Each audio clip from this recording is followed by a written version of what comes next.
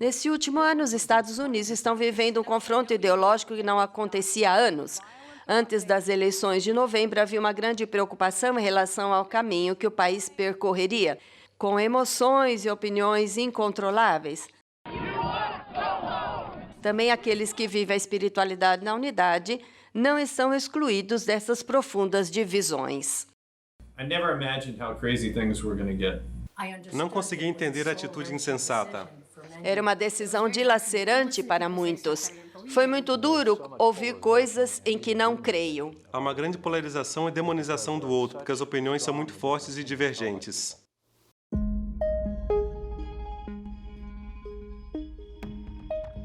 Um ano antes das eleições, foram plantadas sementes de diálogo nas comunidades espalhadas pelos Estados Unidos. Movimentos Focolares promoveu oficinas sobre os 5 passos para um diálogo político positivo. Em grupos de 2, escolhíamos um tópico em que as pessoas tinham posições opostas. Um dos 2 partilhava a própria opinião e o outro a repetia antes de expressar o seu parecer. Os resultados foram interessantes. As pessoas estavam começando não só a apreciar o ponto de vista do outro, mas também a reconsiderar a própria opinião.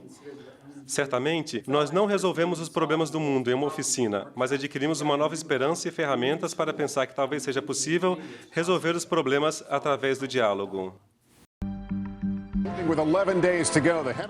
Com a proximidade das eleições de 2016, a tensão aumentava a cada dia. A raiva e a amargura colocavam em risco os relacionamentos.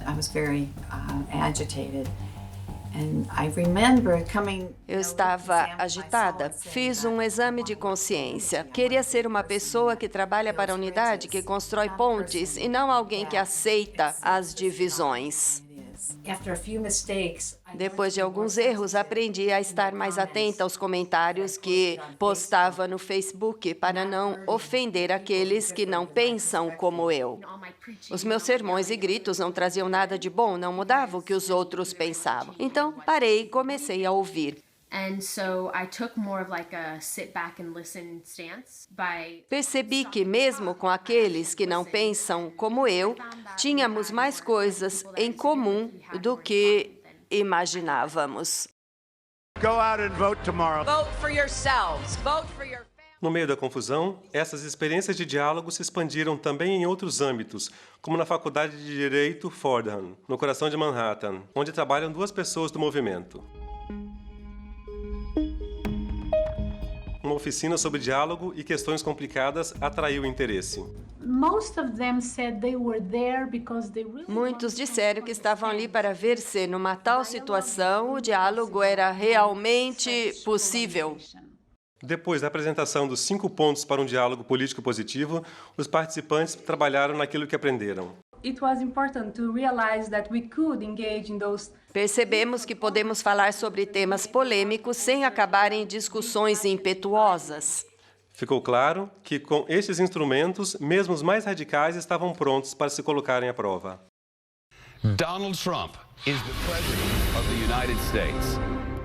As eleições chegaram e passaram. 2 meses após a posse da nova presidência, reacenderam-se os ânimos. Na Faculdade de Direito de Georgetown, a população estudantil vive a mesma situação de tensão.